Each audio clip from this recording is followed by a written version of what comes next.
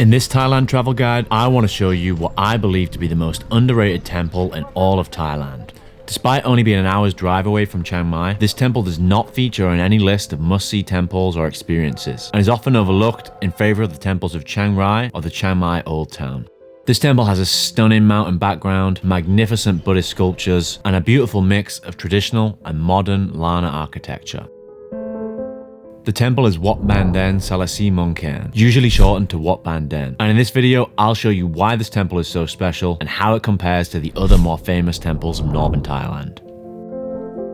If you'd like to work with me to plan your dream trip to Thailand, get in touch through my website jj-adventures.online. We work with a limited number of clients each month to help them plan the trip of a lifetime. You don't have to travel in luxury to receive luxury service. Let's start with a tour of the temple to learn why it really stands out.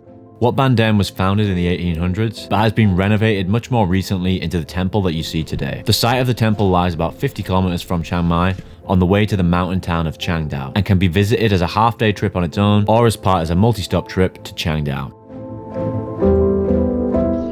Every corner of Wat Banden tells a story, from the stupas to the main hall to the statues of mythological creatures. Every inch of this temple has something to look at. The following are 5 things that make this temple really stand out. Number 1, the stupas. The most prominent feature of the temple are the towering stupas, which rise gracefully from behind the temple. The stupas at Wat Banden are crafted in the traditional Lana architectural style, which is characteristic of northern Thai temples. In Buddhism, stupas symbolize the physical presence of enlightened beings and serve as the focal points for devotion and worship.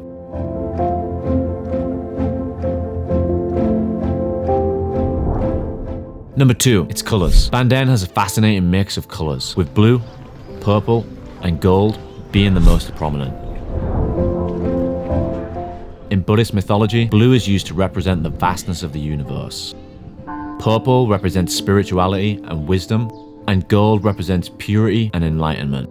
This symphony of colors paints a tranquil and regal atmosphere unlike any other temple in Thailand. Number 3, statues. What makes this temple stand out compared to other temples is the creativity with which its statues have been designed. In this temple, you see lots of representations of mythological creatures that are common to Buddhist mythology, although much grander in scale and more carefully designed. For example, these snake-like creatures called nagas, or these deities known as yaks. But there are also some fantastical representations that I've never seen before in any temple in Thailand, like these intricately designed peacocks and chickens, or these elephant-headed serpents. This temple has a level of creativity unlike any other temple that I've ever seen in Thailand.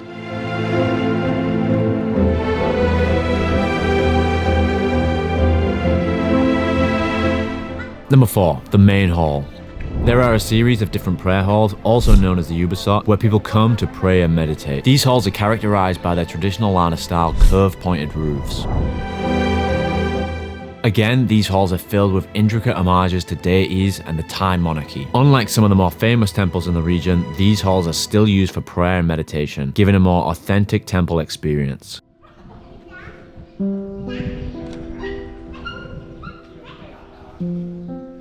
Number 5, the reclining Buddha. In the prayer hall to the east side of the building, there's a giant reclining Buddha. The reclining Buddha is an important image in Buddhist mythology, as it depicts the Buddha's final moments before reaching nirvana, and symbolizes acceptance of impermanence and the inevitability of death. The most famous example is the one in Wat Po in Bangkok.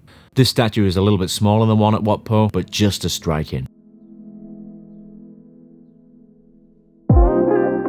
Now that we've toured Wat Banden, I want to discuss how it compares to some of the more famous temples in the region of northern Thailand. Like I said at the beginning of the video, this temple is not often visited by foreign tourists. And in fact, most people are unaware that it exists. And honestly, I think it might be a better option to visit than some of the more famous northern Thailand temples. The other temples of northern Thailand that I'm referring to are the temples of Chiang Rai, which includes the White Temple, the Blue Temple, and Wat Hwai Plakang, and also those of Chiang Mai, which includes the ancient temples of the Old Town and the Golden Stupa of Doi Satap.